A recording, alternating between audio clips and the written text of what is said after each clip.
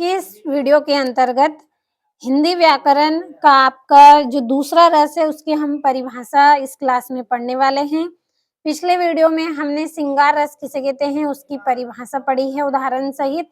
संयोग श्रृंगार, वियोग श्रृंगार किसे कहते हैं, दोनों की परिभाषा को उदाहरण सहित अच्छे से पढ़ा है। और आज हम आपका जो दूसरा रस है हास्य रस, इसकी परिभाषा पढ़ेंगे। समझ लेते हैं हास्य रस क्या होता है।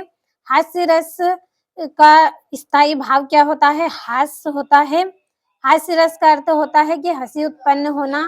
ऐसा कोई काव्य या ऐसा कोई दृश्य या कोई ऐसे शब्द जिसे सुनकर हमें क्या हो, हंसी उत्पन्न हो, ऐसे काव्य को हम क्या कहेंगे, हास्य रस कहेंगे। तो किस तरह से है इसकी परिभाषा कि जब किसी काव्य को पढ़ने यानी कि किसी पुस्तक को पढ़ेंगे, कोई कविता लिखी है उसको पढ़ेंगे या कुछ चुटकुले होंगे उसको पढ़ेंगे जिससे हंसी उत्पन्न हो, या फिर सुनने से किसी के ऐसे शब्द हम सुने जिससे हमें बहुत अधिक हंसी उत्पन्न हो, या फिर देखने से या टीवी में, मोबाइल पर किसी कॉमेडी वीडियो को देखने से, किसी कॉमेडी फिल्म को देखने से क्या हो, हमें हंसी उत्पन्न हो। तो उस समय जो भाव हमारे अंदर जो रस उत्पन्न होता है वो कौन सा होता है, हास्य रस होता है। तो उसे क्या कहते हैं, हास्य रस कहते हैं। तो एक बार फिर से परिभाषा पढ़ लीजिए।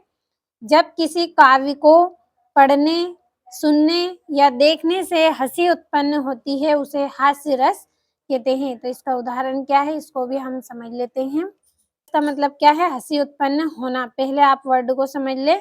हास्य का रस मतलब हंसी उत्पन्न करना। तो इसकी परिभाषा आप स्वयं से भी बना सकते हैं। अब इसका उदाहरण किस तरह से है, इसका उदाहरण है, कहा बंदरिया ने बंदर से, चलो नहाए गंगा, बच्चों को छोड़ो घर में होने दो हुड़दंगा।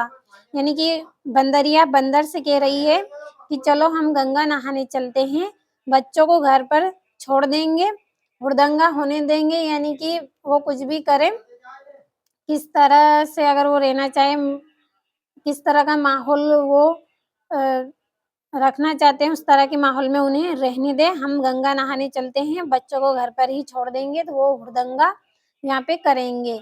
इस तरह से ये आपका उदाहरण है। दूसरा है, बुरे समय को देखकर गंजे तू क्यों रोए, किसी भी हालत में तेरा बाल ना बाका होई।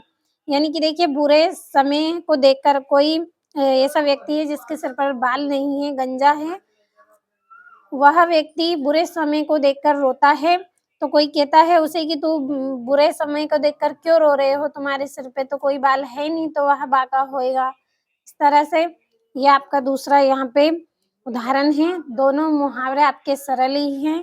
अच्छे से आप यहाँ से स्क्रीनशॉट ले। हास्य रस की ये परिभाषा है कि जब किसी काव्य को पढ़ेंगे, सुनेंगे या देखेंगे उससे क्या होगी, हंसी उत्पन्न होगी, उसे हास्य रस कहेंगे।